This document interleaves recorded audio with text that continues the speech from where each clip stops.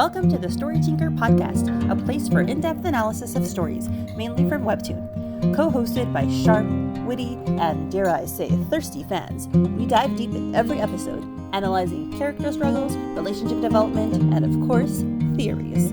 We also interview people working in creative industries. You can follow the Story Tinker on YouTube, podcast platforms, and social media. For bonus content, sneak peeks, and more, you can support the Story Tinker on Patreon.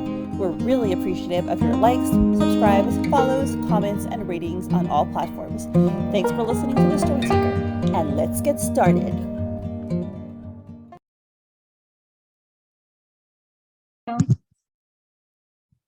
Hi, everyone, and welcome to episode 113, otherwise known as 113, for those people who actually speak in English, which I don't know why I said 113. But anyway, we are on that episode, and it is called Atypical Alliance, and we are with Bundin and Fwoot. Hello. Hello. All right, so we start out. We're getting more of that touching reunion scene that we wanted with Dakan and Tristan.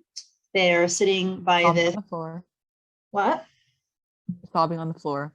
This entire scene. Sobbing on the floor. Sobbing. Like, this scene that we're about to read, I was like, tears streaming down my face. The Tristan and Lauren relationship, I love it so much. Yeah, I really appreciate that they obviously no need to go into like her telling them everything, but like them discussing it. I'm really happy that we got that because I was kind of worried that we would get like an overview of it maybe from like the day after or something. So I'm really happy that we get this. And we learned so much about Tristan and Dakan, I think, and how they interact and with Lauren and everything. And it's just nice. Yeah, like I think was it episode 109? Like reading that, I got like a little freaked over like how that relationship would go, because like as Bundin said, like I thought they were just gonna like go over it like in a flashback or something, because that's what they kind of did with like Kieran planning out the car crash. That's kind of like just telling us, not really showing it. It's kind of easy, it's just it's not like my favorite plot device. So I was like hoping that we'd get to see them talk it out, and not like Lauren telling it to like us later on down the line. And we did. We got to see this conversation. Yeah, same. I'm with you 100%. This is one of those things that's like important enough that you want to actually live it. You don't want it to be like narrated. Oh, we did this. Yeah, and I guess like, also, and I guess like because of the flashback and just like the format of that, with the reveal that like Tristan knew Lauren was Lune, it kind of came out of like left field, because there was that one foreshadowing from like 59, but after that there wasn't much with like Tristan. Maybe like when he was suspicious of the boyfriend, but yeah. Yeah, so we have for to have Lune the explicitly. Like we want to see more in depth why, what, who, when, where, why. So they're sitting. It's very cozy. It's night has fallen, and there's the yellow glow of the lamp, so it's really homey. And Dakan and Tristan are sitting on the same armchair. Tristan sitting on the edge, and Dakan sitting in it. So cute. Saw someone say that they're perpetuating the stereotype that gay people can't sit right. Really? That's a stereotype? Okay. I had out like bi people can't sit right too, like you leg up or like whatever. That's just like a thing online. So Tristan says, I've started suspecting you since I've seen the picture of your parents' car in your office. I couldn't be sure of everything, which we pointed that out. Like that's a concrete marker that she's up to something. Yeah, we see that when he sees the picture and he's like, what's your angle? And now he's like, I should have known it was something you were totally able to pull off. And he has like a nice proud little smile on his face. The lighting is so nice. It's like such sweet, cozy lighting. It's great. Like it feels like a warm hug. Aww. Yeah, it's very warm, very intimate, inviting lighting. It's not harsh. It's not unnatural feeling. So it really just adds to the mood of like intimacy and being on it, like sharing things. Yeah. And so then on the night of the explosion, I caught a glimpse of you through the factory windows, and it gets more serious here. Now we see a flashback. We see him peering, like actively looking through the window. The building's ablaze. There's firefighters and he's looking through binoculars, which is, we were wondering like how he could see. So now we have a bit more of an explanation. He says, I saw it was you. You were injured, but alive. And you see his eyes widen. He's clearly shocked, concerned. And then we see a close up of Lauren in her face, like twisted in pain, which I'm sure. When was this exactly? Was this when she went back to meet Kieran after the stuff on the roof with Kim? And that bit, like, I wasn't sure when this part was. Yeah. Right, because it must not have been it was before the bomb. So before they got locked in the basement. Yeah. I would guess it was probably when she met up with Kieran. But maybe I just got like the room orientations wrong or something. But like it looks like, from Tristan's perspective, right? It looks like she's coming from the right, but I think in 104 she came right from the left. From the left, unless maybe she did come from the right. But I remember her being on the left, and they went to the left. So they went that way when they ran away with the bomb. She is facing the left, so. Yeah, I don't think this is when she has the bomb though. I think this is a bit before that. So yeah, just because. Oh, she was running to the right when she had the bomb, but yeah, exactly. In 104, when she was trying to alert the other police dude, they were running to the. Sorry, I'm checking 104. That music is from 104. They were running to the. I forgot what I was saying. Anyways, yeah, she comes. I have no idea where she comes from. Actually, it looks. She looks like she's just looking out the window, or is just like sitting there. Which, because the windows are behind her. It looks like she comes from the left, yeah, but that's a technical thing. Yeah, no, it's probably 104. So when he sees that, Tristan starts running toward the building, and Herman says, "Chief, what are you doing? It's too dangerous to go anywhere near there right now." And he kind of like stops and looks at him with a wild eye, and like looks again, peers through the binoculars, but she's gone. He doesn't see her anymore, and he's like looking around, and you see like really fast. He sees firefighters, and then he says, "I instructed my teams to enter the factory elsewhere. I couldn't go inside myself, but I wanted to buy you time to get away." Okay. And you see he's yelling at the team.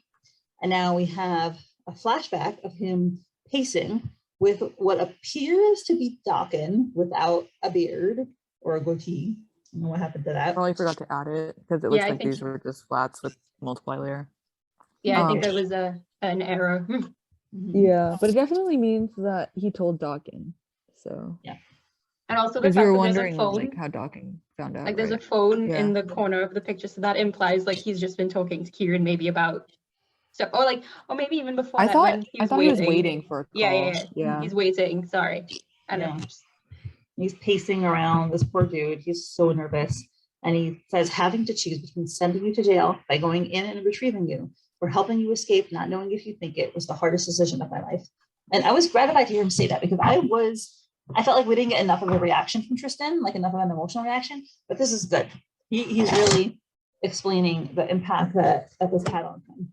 Yeah. And he's being truthful about it too. Like him saying that it's the hardest decision is not a lie.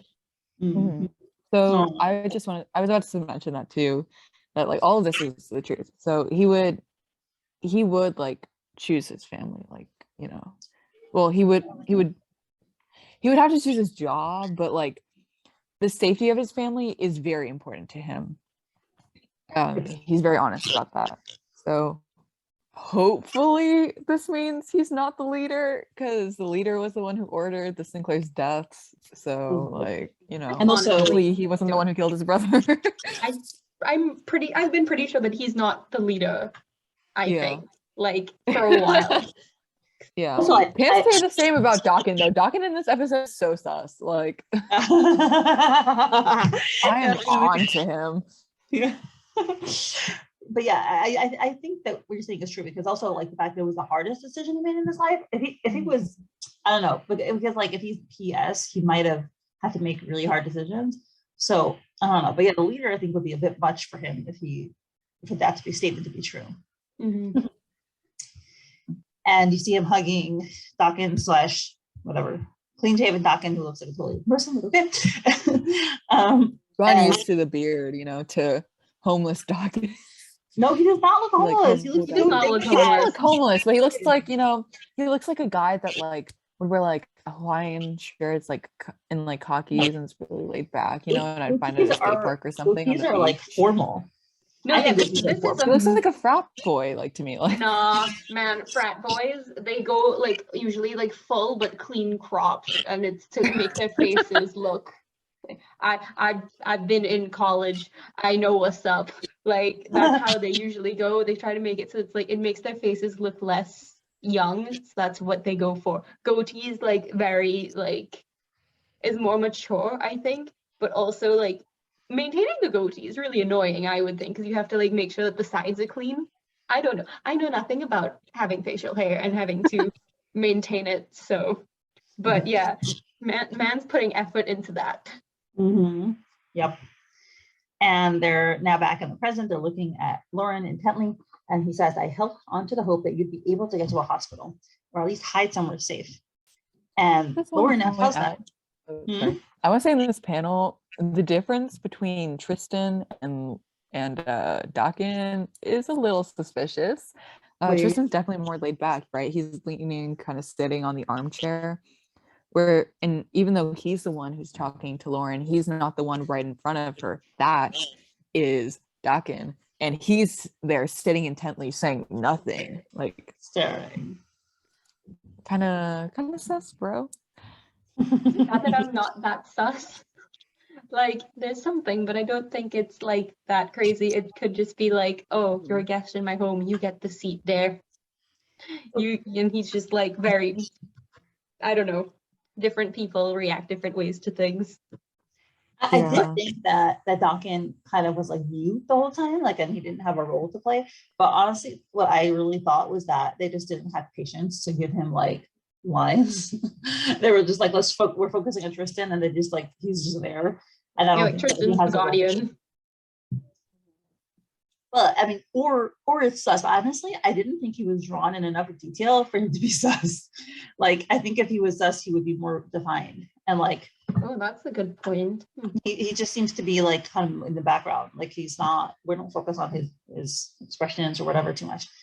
I mean, if there's a particular panel, I'll let you know. But if I got like delusional theorist crazy, I would say that the symbolism of Tristan being on this, that there's symbolism and Tristan being on the side and Dakan being the one right in front of Lauren, but Tristan being the one talking, which diverts attention away from Dakan, even though Dakan's right in front of Lauren, because he was right in front of her the entire time as a leader, you know, and she was just too blind to see it. Well, okay, could be.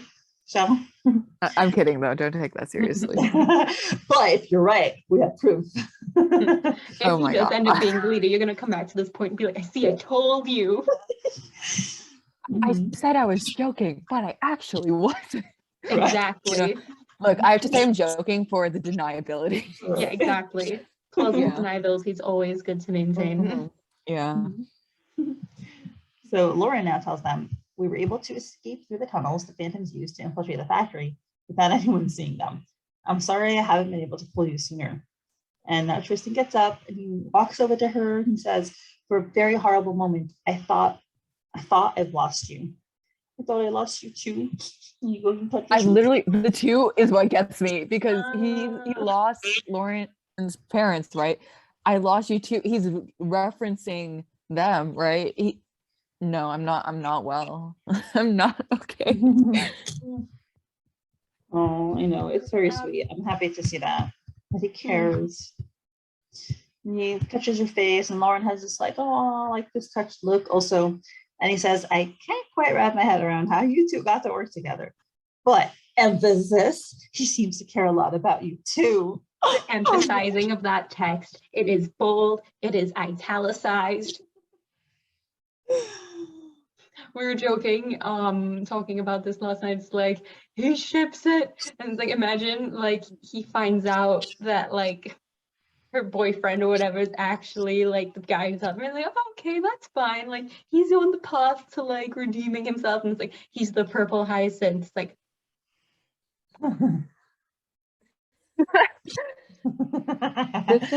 Tristan and Kim are literally going to be like fighting at 3 a.m. in a Denny's parking lot for the position of #1 Lockheed shipper. Like, you know, it's like this guy's talked to Kieran on the phone now a few times, so it's like you like, even though they don't know each other, he's gotten to like a glimpse into like Kieran's mind and how it operates and how what he is doing in order, like he realizes that everything that Kieran is doing is for Lauren to like help her out, and like he wouldn't have called otherwise, and all these other things. So Tristan recognizes that he's putting himself into danger by doing that. So I think that's what he's going off of, and it's just like, yes, Tristan, yes. Yep. And Lauren, we have a whole panel of her just like looking and absorbing the information. So I theorize that she's starting to realize this. Like she didn't allow herself to think about Kieran in that way, like he cares about her, that they have a relationship. But now she's like, I think that the last couple of chapters, especially last chapter and this chapter, she's like, Kieran cares about me. How do I feel about him? Yeah, like especially because of everything, because him going out of his way to call Tristan and set this whole thing up, and the doctor and all that stuff, right? I think now she's just kind of sitting there with that, like, oh, like, and it's kind of all processing still for her, and it'll be really interesting to see what this means for their future interactions. I think I want it so bad. Yeah, definitely getting a perspective change. Like, I think the fact that she doesn't say anything is like, you know, she is thinking about it, right? And it is something that you know, she's definitely like applying this comment to previous situations with Kieran, and I feel like she might be like more like wary around him next time they see each other, to like kind of see how he acts, right? And if like this is actually something that's going on. Yeah, right. So now Dakan, I think, sitting in the chair, says, Lauren, you are going to drive me insane. I decided if we should be proud or absolutely mortified by everything you've done under everyone's noses. Okay, so yeah, theory. The shirt there look amazing. I just want to say that, sorry. Like, damn, that sleeve. Wow. Yeah. So if Dakan is PS, then he has like extra reason to be concerned about Lauren's abilities. And mortified, right? By everything you've done under everyone's noses. Everyone, not just not just him and Tristan, our noses. Like everyone, like the PS. Yeah. I wonder if Tristan would have told Dakan about his suspicions about Lauren, or whether or not that would be something he kept to himself until this situation, right? Because that, I can see that happening, because just, again, they don't see each other very often, and that's like sensitive information. You would just talk about that over the phone, like how we've seen them talk. So I don't think Tristan would have told Dakan about what had like the hunch that he'd had. So Dakan's basically only had this information for a few days, so he's now just like, oh shit.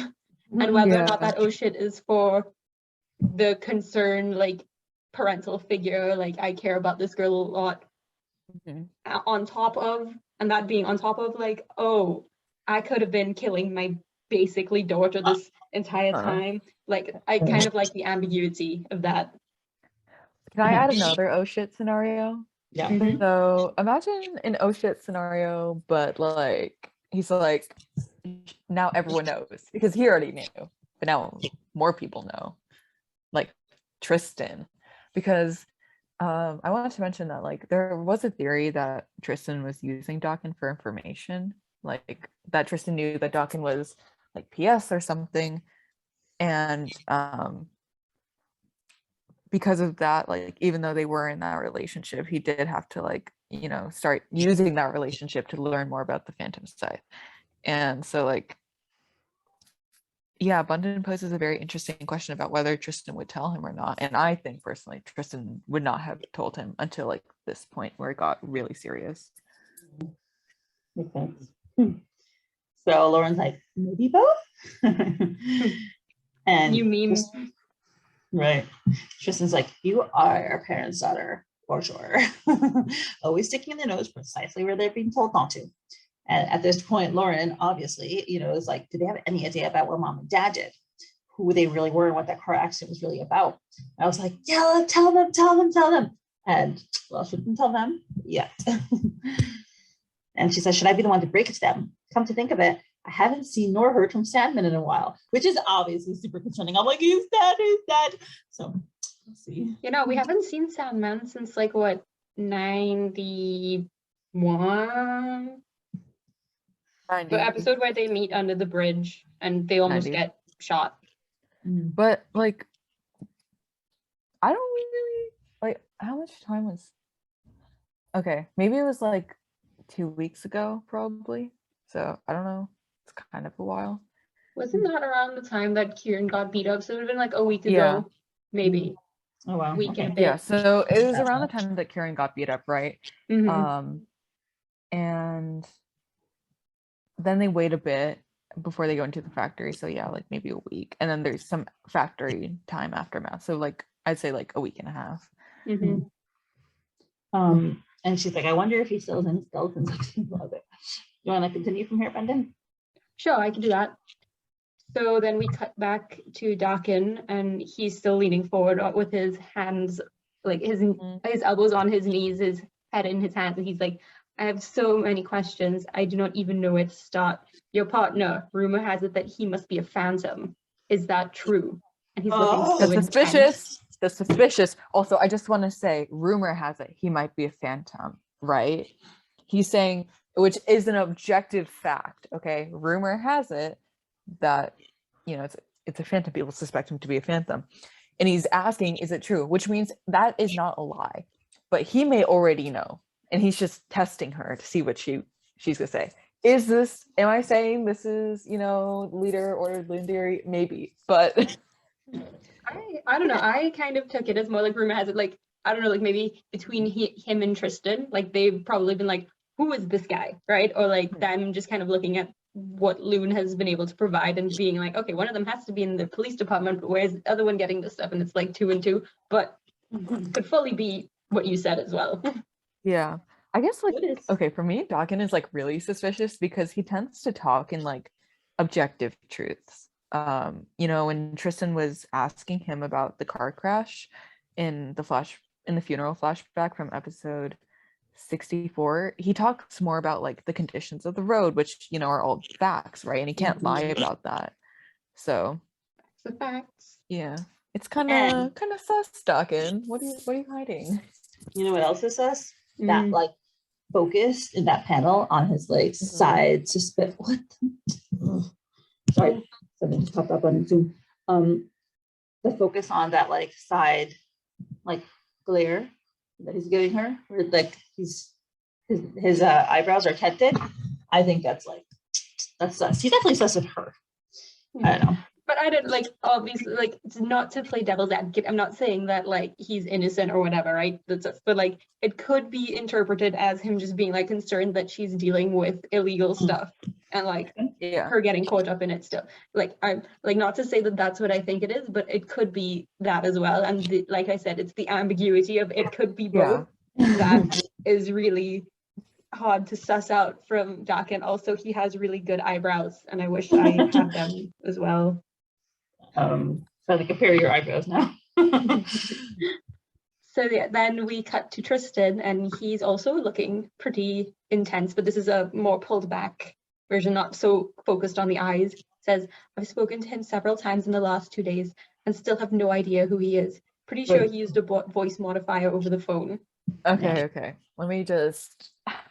I took this as Messenger 7 is Athena.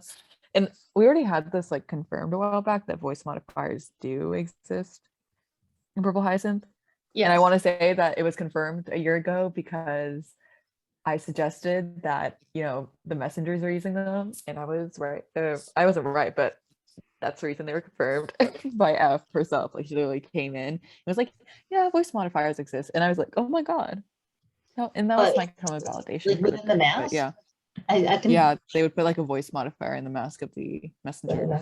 But yeah, it's neat actually seeing it like in the comic. So but I also think this could be foreshadowing, you know. I think everything is foreshadowing. If you wanted to go, Mindy. I had the thought that, because remember when they were in the factory, Kieran was able to just change his voice to talk on the radios and stuff. I'm just picturing him talking like Christian Bale Batman this entire time. They're like, like that. So like I'm picturing him on the phone be like, I need your help. Silly, but like voice modifier seems a lot more of an elegant solution. So, and also sounds like something that Kieran would invest in if he had like stuff to like bug the Carmine Camellia and stuff, for example, right? So like, yeah, he's got tech. Doesn't he have like a $3,000 Burberry coat or something? Does he? It's so people really went and found it. Like, I don't know. I remember watching the stream for episode like 69, maybe. And people were like pointing out, like, hey, that coat looks like it had like one of his coats had like the Burberry pattern on it, and someone like found it and it was like thousands of dollars or something. Material girl. I'm so sorry. I'm so sorry. Yeah, he might have expensive taste, who knows? No, Yeah. That's why he's flirting with Lauren. So then Lauren says, it is true. Trust me when I say that I cannot tell you who he is. I lied to Kim and Will and told them he died in the explosion, but he is our most valuable ally and has all of my trust. Just Lauren's hand disappeared. Lauren's hand is not in her sleeve. It's under her robe. Damn. The theorists that are saying that like she's gonna lose her arm must be going wild right now. I'm so proud of Lauren. She's really for her to say she trusts him. I mean, like, look how far they've come. And she is very like solidly like, I trust him 100%. Like, trust me then that I trust him. But yeah, again, I just appreciate that as well, just seeing her like say that. And we see that go even further when Tristan says, the information would stay between us, and that's not a lie, but I don't think it would. Like, you could say that and intend not to do so, but then not do it later. And that wouldn't have been a lie then, it would have become a lie after. Yeah. Dakan didn't say it wouldn't. Dakan didn't say it would stay between them three, so Yeah, even so, Lauren says, again, in that bold italics text, putting her mug down into that saucer, I still refuse to. We made a pact and I will not break my promise. Besides, the less you know, the safer you are. And again, I think her saying that is definitely a combo of, I want to protect his identity because I know the second that you guys find out who he is in deep shit. But also, she doesn't want them to know any more than they absolutely need to, and his identity is not something that would count with that. And she, like, again, reducing the amount of links between her and them, and then also by proxy Kieran, to not only for the protection of Kieran, but also to protect Dakan and Tristan.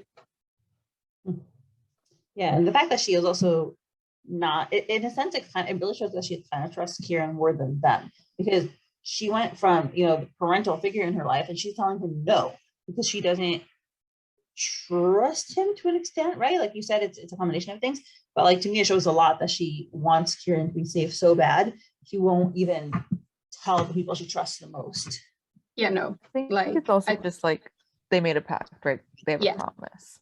She's not gonna say his identity without his consent or whatever, and even then I don't think she'd be very down, because again, he is the purple hyacinth and that is not a good look. But also she just wants to keep her end of their bargain, and but also again, she cares about him too and wants to make sure he's okay, and then wants to make sure that her uncles are okay, basically.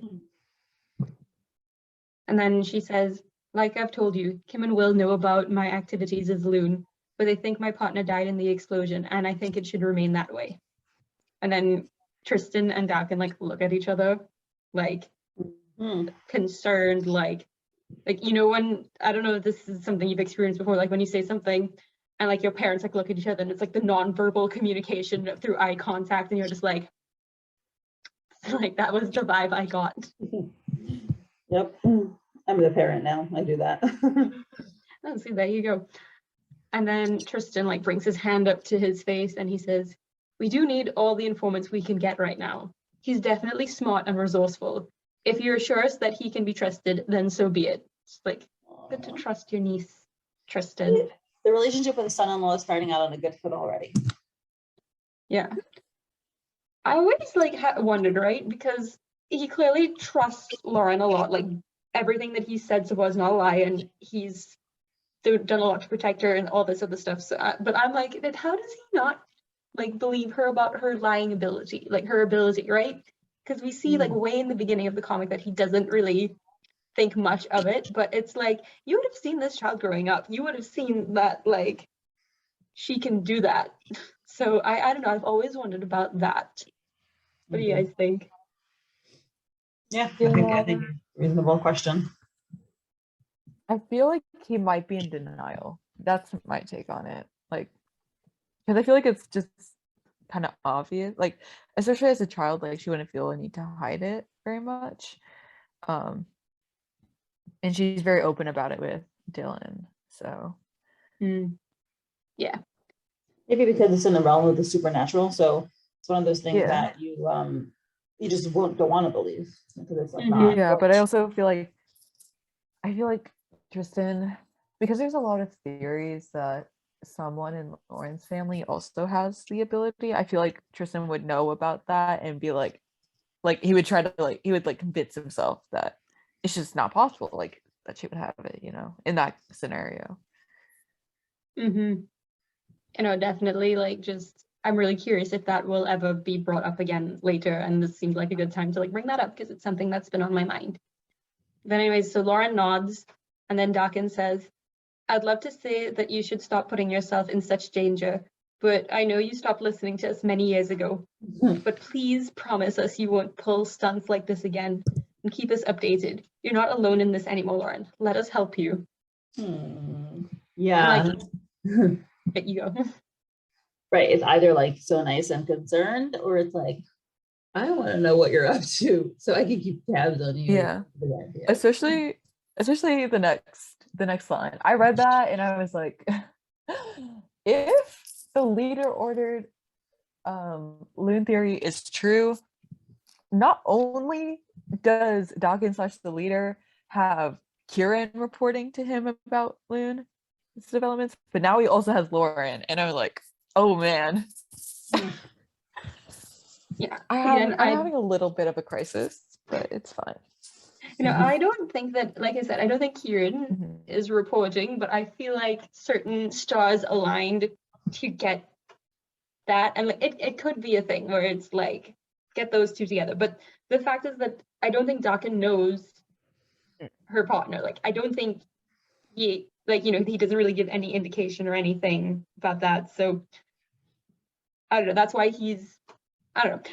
I just have a feeling about that, but I don't know. Yeah. I've been bamboozled by this comic before. I push the leader or Lune theory everywhere I go. So just like Bisharin, it's okay. We support you. Yeah. But then Lauren says, "I will keep you informed of our advancements from now on." And then Tristan pushes up his glasses and says, looks like we're associates now." We thought Eclipse would be Kiwi and Lockie, but it's actually Lockie and Dakistan. I always think that Dakistan sounds like a country.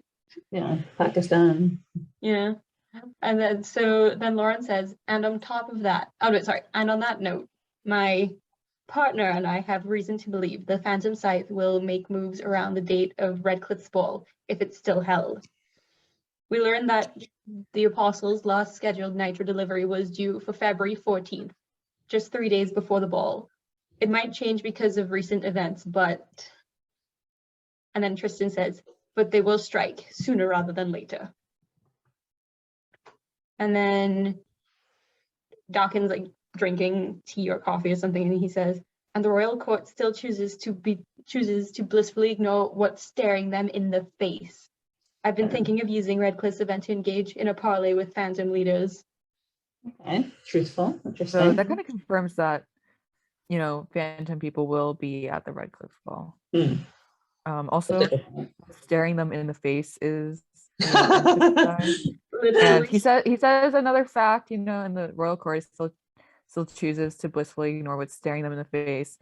Like, I don't know. Again, if like Dakin's a leader, he's like, bro, y'all, this stuff is staring you in the face and you guys are ignoring it.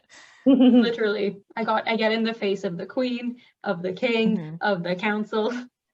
Yeah, and they That do would be technically hilarious. ignore him too. Like Philip is the one who gives him like light of day, but not the other one. So I love how like they show that Philip gives him light of day, but they also say that Philip doesn't listen to shit other than his wife. yeah. Like, Well, again, when we did this episode, or when we did 110 on the podcast, I think someone pointed out that, you know, Dakin and Lisbeth's ideas are both like considered, but it's Lisbeth's ones that are actually put into action, and Dakin's that are left in consideration. Yep. so then Lauren says, you want to try to negotiate with the Phantom Scythe? The royal court would never condone that. And then Dakin sighs and said, I wouldn't either, but if it can avoid bloodshed, it's worth a try. We've been trying and failing to stop them for a decade already. So those lines, I have to say, I think it would be hard for him to say it as a PS member. Yeah. Trying to stop them for a decade, especially. That would be tough if he's a PS. I don't see how that can be. Yeah. Useful. And then the But whole thing I about feel him like- avoiding bloodshed. Like, Yeah. But also I feel like, just to play devil's advocate, if it can be like, if he's speaking from like the perspective of like, you know, the common good, you know, if something can avoid bloodshed, it's worth a try, you know. And weave could be referring to like the royals and the upper class and the police, you know. I don't know, because that would take the meaning out of the text. Meaning, like you're trying to say that like in his mind he means that, but I don't think that. I think the lie detector part works for what he's trying to intend. You know, like not. I don't think you can assign a different meaning in your head and like suddenly it's not a lie. it has to be something you believe, right? It's like if you genuinely think that the sky is red and you say it's red, it'll sound like it's true, right? That's like one of the examples I think Lauren uses when she tries to explain it to Kieran, right? I do not remember her using that as an example. Yeah, you shouldn't use that example, but yeah, I don't know. These lines are like. Yeah, And then she these said that lines are if someone kinda- believes something that's objectively false, it would still sound true to her. I think that's the line, but yeah.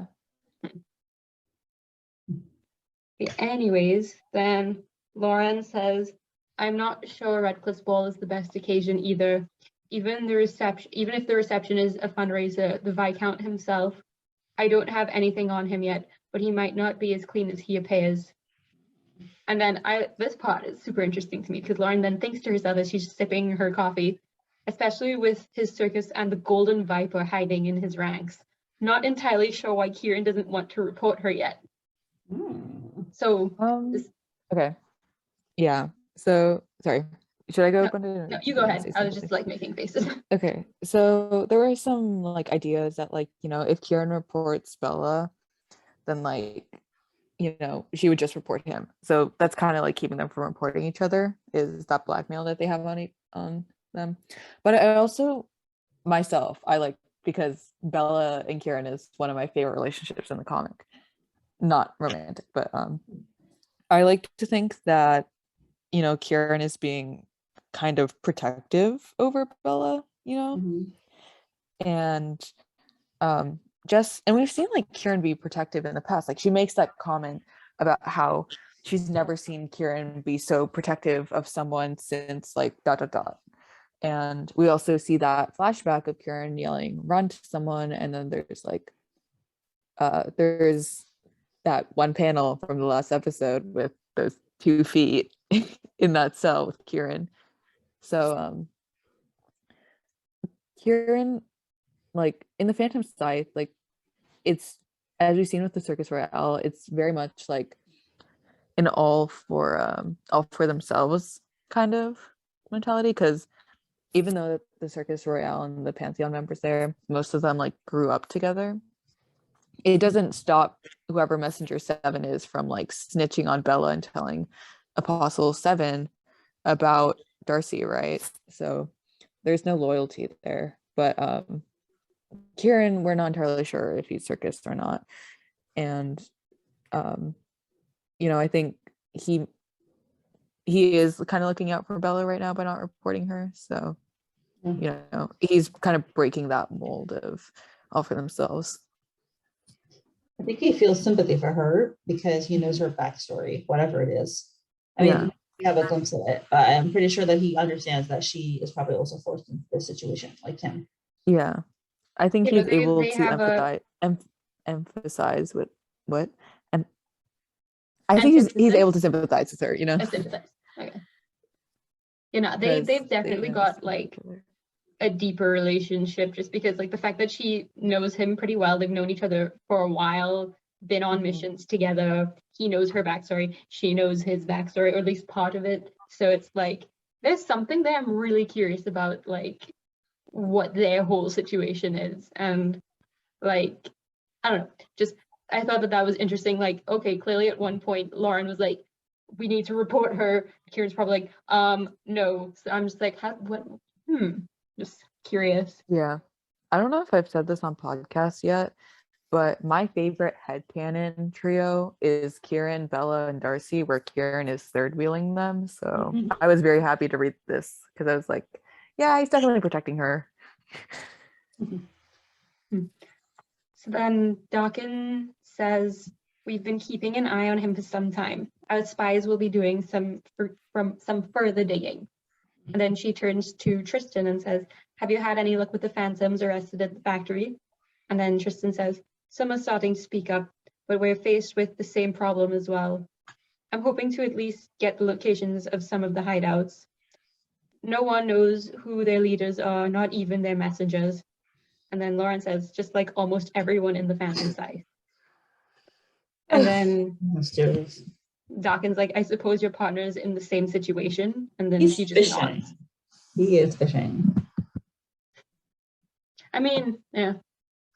He can be fishing anyway, right? Like, it doesn't have to be PSP fishing. Yeah, no. And then Dakan says, then I hope your partner will be as loyal to us as you are to him. If he is indeed trustworthy, I don't doubt he'll be of great help in the future. And then Lauren says, I almost thought, but then when you were reading that, I hadn't scrolled far enough. So I almost thought you were going to say, I don't doubt he'll be a great husband in the future. And I was like, oh my God, did Dakan actually say that? Yes. Like my mind jumped ahead. Thank you. I mean, you are hardcore simping for Loki. He's like I do not simp for God's son-in-law. I simp for the sunset behind Kieran in episode 112. That is just, you just say that to be like it's aesthetically pleasing, okay? What can be more aesthetically pleasing than an intelligent, charming, loyal, handsome man? Naira Darcy, that's who. Fine, but she wasn't there. So Sunset versus Kieran, I know. How do you know she wasn't there?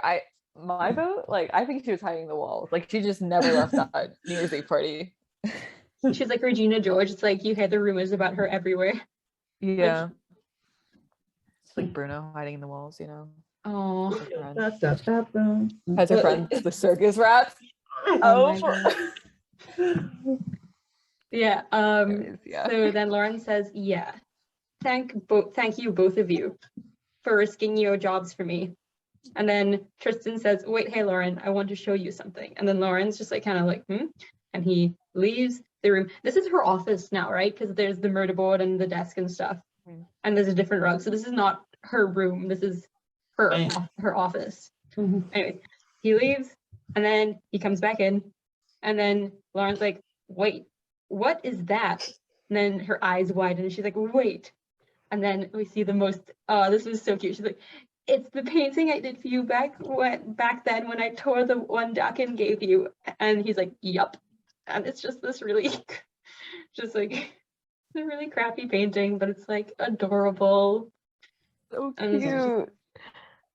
I love a great meme format. Thank you, Bundin. You're welcome. I'm glad that I was able to inspire the meme format. Yeah, as Mindy saw earlier today. Yeah, you put a lot of Mira stuff there. Yeah. I've already edited Belarcy, Nera, and the hot person at the end of this chapter into that like canvas space. When we get any like Loki moments, when they get the first Loki kiss, that's gonna be me. everywhere. Look at it. Look at my. Keeps it Look out. at it.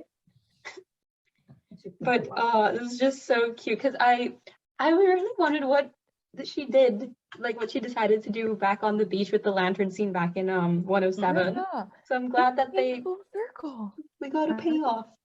It's so cute too. Mhm. I love how so Soph had to like right. close her eyes. Yeah, she close her eyes and try and draw because she could, but was physically incapable of doing a bad drawing. Yeah. That makes sense. I love Lauren having an actual healthy relationship with her father figures. Mm. Will and Bella could never, like, No. daddy issues for days. Yes. Well, Lauren has actual daddy issues now because her actual father, she doesn't know if whether or not he's a bad person. Mm. So Didn't Kieran go on a speech about it in 93 where he was like, you know, they may have been like Phantom of Sight, but they were against the terrorism. and she's still just like, oh my god. And like that, oh my god, is also the same face that she's making right now, which is again another great meme image where she says, I can't believe you kept that ugly painting all these years, like looking mortified. And Tristan's just there looking very like pleased with himself. He's like, of course I did. You put so much effort into it. For an entire month, you practiced and taught yourself how to paint. Also, I really want Kieran to see this crappy painting that she did and roast her for it. I just want it so bad. Like, That's funny. or him not roasting her for it, just him being like quiet there and like, it's good. And she's like, I can tell you're lying. Like The red text. No. him just being like, it's not that bad. If you like, I want it. Just moments of levity in this series, always just good. So I need that. Then Dakan says, back then you kept crying about how embarrassed you were about the painting, so we hid it away from you. But Tristan always kept it with him. So And then- sweet. Hmm? Sweet. Yes. And like and then Tristan like kneels down next to Lauren and he's still holding the painting and his face is like really open and honest and happy. And he says, anyways, Lauren, I want you to know we'll always love you and we'll always be by your side, no matter Man what. is gonna die. Sorry. That man is Yeah. gonna die. That is giving death flags, you know, like, you know, she has to like, he's gonna die at some point, get assassinated probably, and then you know, it's the climax of the story and Lauren is really injured and she's trying to find like the strength to like pick herself up, and she sees Dylan and she sees her parents, and then she sees like Tristan being like, I'll always be by your side, Lauren. And you know, yeah, death flags. No, why you gotta do me like that? I didn't think of that, and I usually think of that. Why did you do this to me? And I I'm just usually noticed the that one. here. It didn't hit me last night when I read this. They can't kill more of her parents. Jesus Christ. She's already lost both of them. She can't lose more. Damn it. Lauren gets a bingo Lose card someone of she all the loves. characters in Purple Hyacinth, and she has to like cross them off whenever one of them dies. Start with Harvey. Her parents. No, Dylan. Yeah. Parents. Harvey. Just keep going down the list. Sandman is getting real close too. Well, let's get to that. Yeah, so then when she hears that, Lauren just has this really just sweet like smile that comes up on her face. You see how much she appreciates hearing him say that. But then like this, what I like about this is something I just realized. So the next shot is of the side of her face that's like in shadow, and that also kind of implies it's like a change in her thoughts, because before that she was thinking about how much she appreciates having them by her side, but then when it switches to her in the shadow and then she looks at her board and sees the pamphlet for the Snapdragons, she remembers, oh yeah, my parents. And she's like, guess it's time. And then she inhales and says, Uncle Dakan, there's more I need to tell you about my parents. And I really like the visual of like her being mostly in the light, but then when she remembers that this is something she needs to talk about, it shows like her face in darkness, and like the change in perspective represents a change in like her thought process. Just good shit, good visual storytelling, which I always appreciate, as you know. I wonder why she Would isn't you want to interesting take it from here Tristan also? here. Oh, sure. Yeah. Yeah, but yeah, I wonder why she isn't addressing Tristan. Is it because like Tristan already knows? Because like he did say that like he saw like the photo on her murder board, right? But that was like episode 59, and Lauren discovered Snapdragon in 54. So the Snapdragon pamphlet was probably there as well. I wonder So if she's gonna I'm talk like, about the fact that she overheard them talking about it. Oh, Because she heard them talking about Snapdragons, right? Or was that they mentioned she it. got there after? maybe I can't remember if Snapdragon was maybe it was in 88, but it was definitely mentioned in 68. Yes.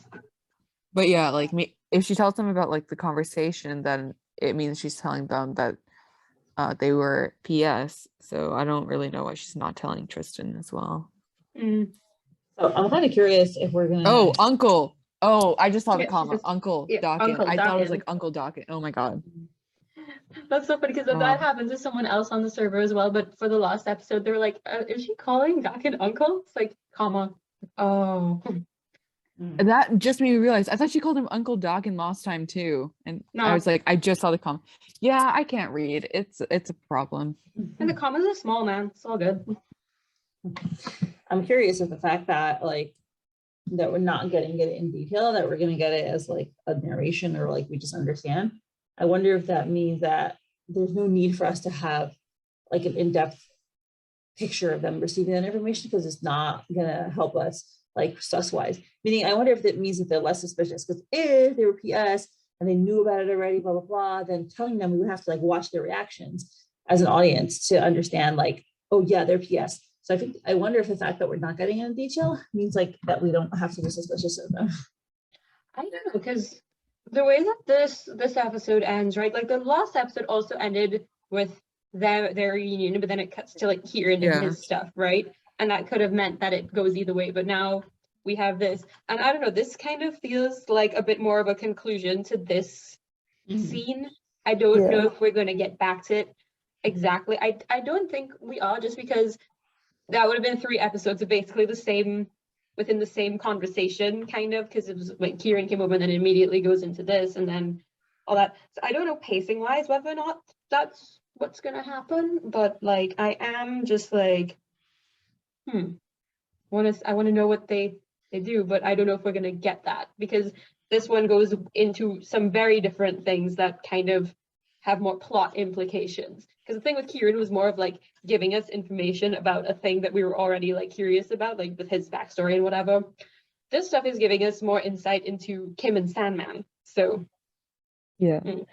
I don't know. Maybe like I would think, I think it would be interesting. Like the next episode opening with like Alex and Rachel like 10 years ago doing whatever. And then they reveal something and then we cut to what Lauren knows about them. But what the previous sequence reveals is like something that we didn't know yet. So that would be cool. But I don't know. But it makes a good point about like the pacing because that would be like 3 episodes. So and I guess like just the pacing of the season like before like 112 112 was also pretty fast, so I don't know how long they're gonna like stay on this one relationship, but yeah. Mindy, are you all right? I'm sorry. Here we go. Okay, so I don't really know where I left off, but yeah. Okay, so we cut to when Kim. it cuts to black. Yeah, it cuts to black, and we go to Kim, and it's Kim's room, or it's someone's room actually, because we don't know it's Kim yet, but it's someone's room.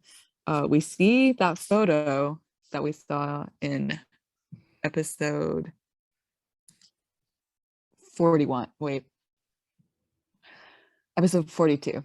I'm pretty sure it's episode 42 that we've seen this room before. And we cut to Kim, and she's laying on a pillow, and she's sweating a lot, and she's murmuring in her sleep.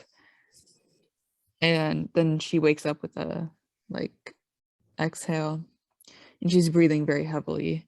And the camera zooms out a bit, and we see that she has watermelon slices embroidered on her covers, And I just want to say that I think Dana taught her how to embroider. So I thought it was Mama Liddell, but honestly, that works too. yeah, watch it be Father Liddell, like Papa Liddell too. he, Embroidery skill. yeah. Male what? Anyways, she brings her hand to her head, and she looks down, and she, her thoughts are about that image she saw of Lauren in her hallucination from 106, where Lauren was bleeding and walking towards her. And her hands make, the image of like a gun. She like or it looks like she's holding a gun. She's pretending to hold a gun in her hands. And she pulls the trigger, an imaginary trigger, and lets go. And she watches her hand as she does that. And then it cuts to Grey Chapel's finest. And I don't like the idea of Kim getting traumatized, but like we don't know that it has happened, and I just hope that she keeps seeing that therapist.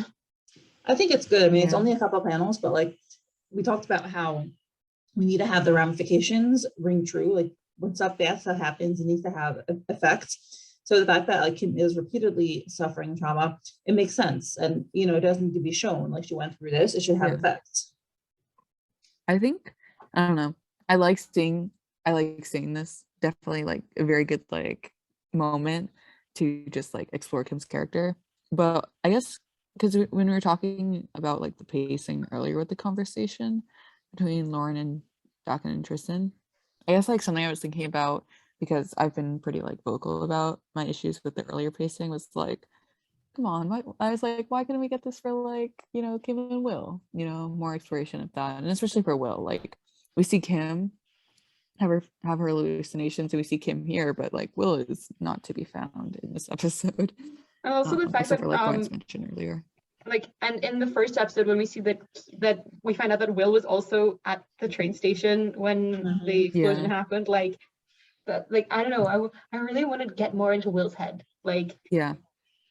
So. But I feel like that's definitely a setup for like more to come. But I think they're just trying to focus on Kim now, because Kim was the one who like dealt with Lauren personally, and she was like, it is Lauren and all that other stuff. So that's why it's like they're giving Kim more of the focus. But yeah, give me more Will. He's a king in my eyes. Give us more of the king. Yeah, but I'm just saying, like, if that conversation between Lauren, Dakan, and Tristan continues into the next episode, what if we've cut to Kieran, we've cut to Kim and Sandman? What if we cut to Will and Bella or Dorothy? I'm just like throwing some stuff out there. But yeah, so we go to Grey Chapel's finest, and I'm pretty sure Leah on Genocide server was when he said this, but this panel is also taken from 65. And we scroll down and we see he said Sandman there. That Kieran and Lauren like walked past us. That's how. So it makes sense. She was. And this is where Sandman's hideout is. So it makes sense that they walked past that. Sandman saw them, took the photo of them, and then he says, "Blackmail." I would love if Sandman was like getting ready to go out and like he's like, okay, I'm gonna like go and try and like see what's Lauren doing. He like immediately steps outside, and the first thing he sees is them walk past, and he's just like, well then. Like he was like, it might take a few hours. I'm ready to be out in the cold all night. Steps outside, it's just like them there, and he's like, huh, nice. And then like get to turn in early, get some more sleep. So we see Sandman, and he's working at a very tiny desk, and the only light is like the moonlight shining through the blinds and a small lamp that he has, and there are like files and newspapers. These people don't know how to like organize papers. Like they just all throw their papers on the floor. Lauren and Sandman went to the same school of disorganized organization. And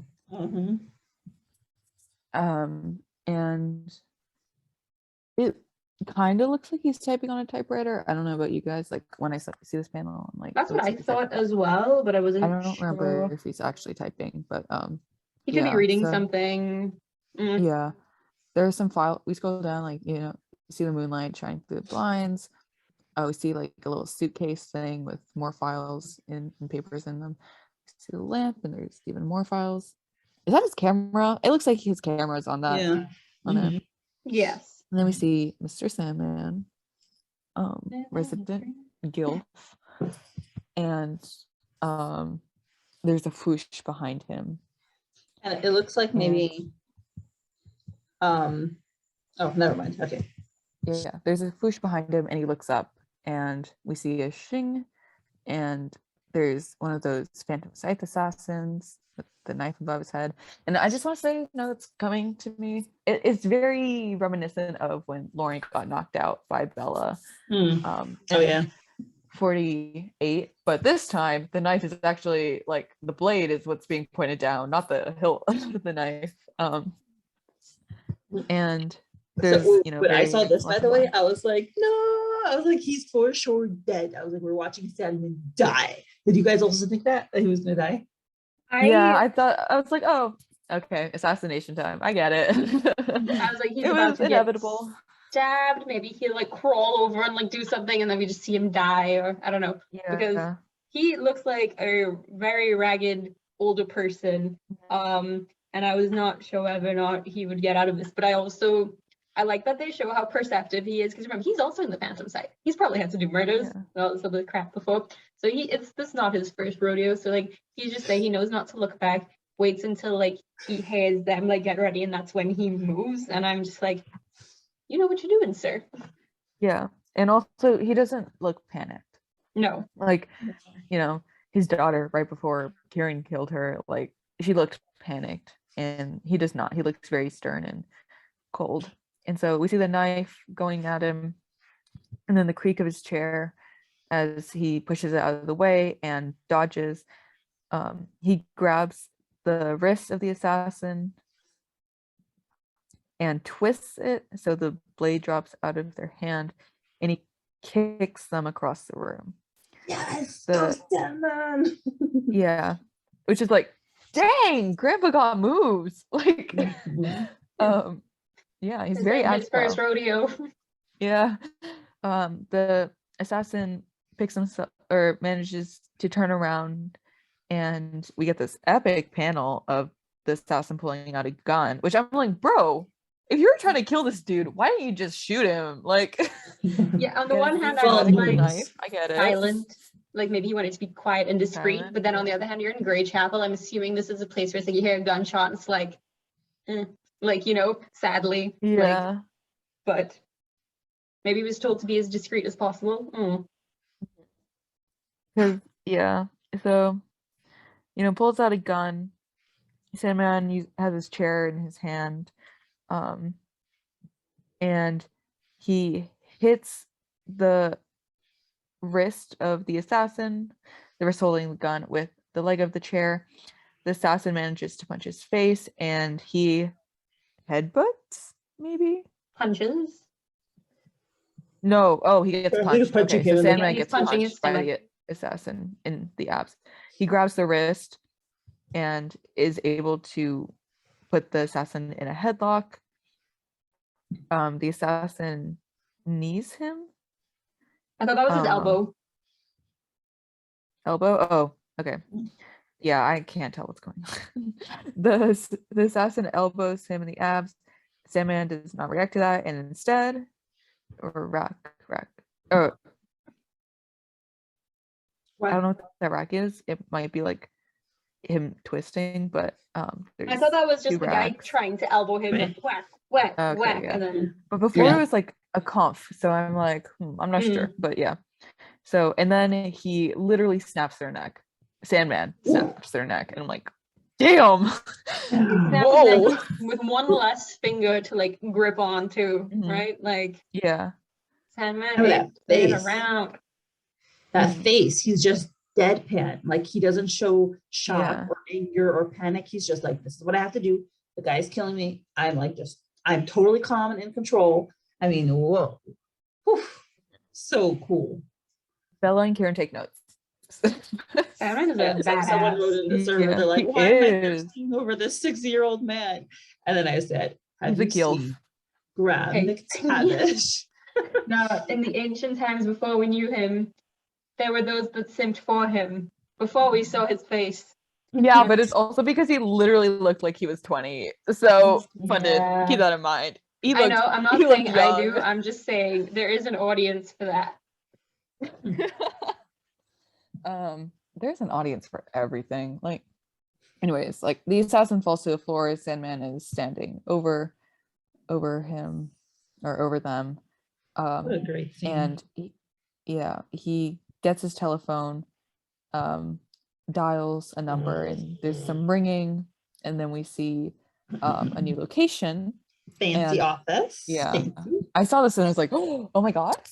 Because Soap had actually posted a picture of this new location or of this room to her story, and she said that she hid a baby model in there for no reason. It's not, I don't think it's visible in here, but it's there. Oh yeah. God, when was that? Was that in like December or maybe? Where is that? So someone picks up the phone and says, Mirage Opera House, we're past open hours. And Sandman says, we've been discovered. We need to move everything and quickly. And then the camera cuts to perhaps the most handsome chin I have ever seen.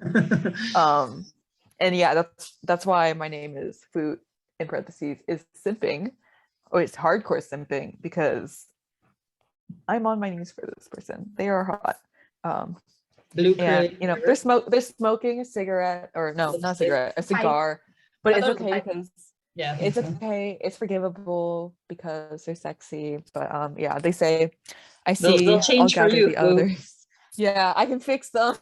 The way you guys can fix Kieran. By the way. Like 3 years to quit smoking. Yeah.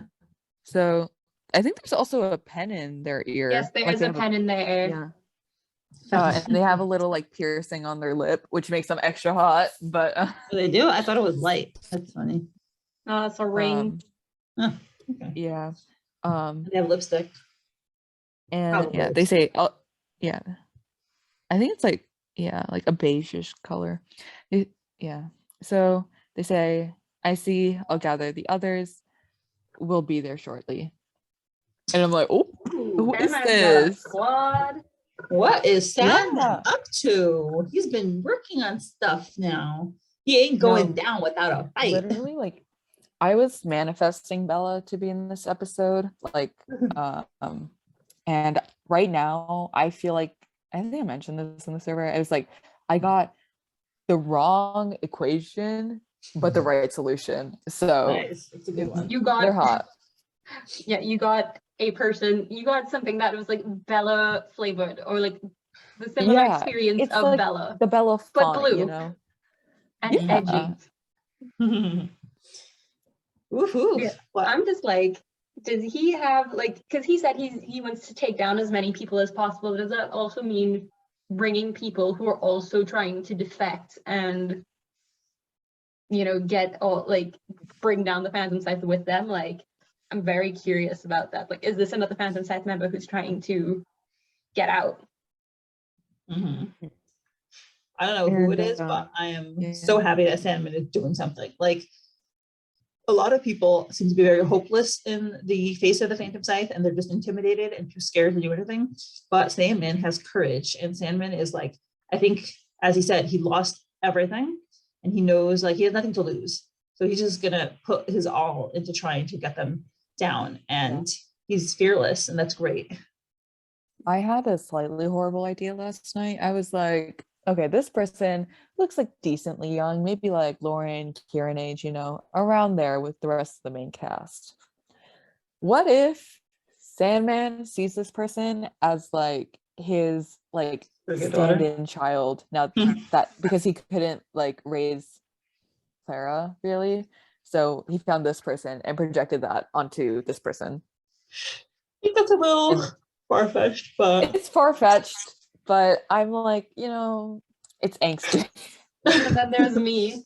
You saw me say this on the server last night, and I hope for your sake again this is not the case. But what if this is just like one of those one-off characters that we see like once and then never again? If this person dies like that one dude from the factory arc, I will cry. Yeah. I will attend that funeral, but I will cry. You'd hold that funeral. You'd direct that funeral. You would have a eulogy written. Yeah. Ratman was a big surprise. He was so well illustrated. He was handsome. Yeah. He looked like he had a ton of personality. And then no more. Yeah.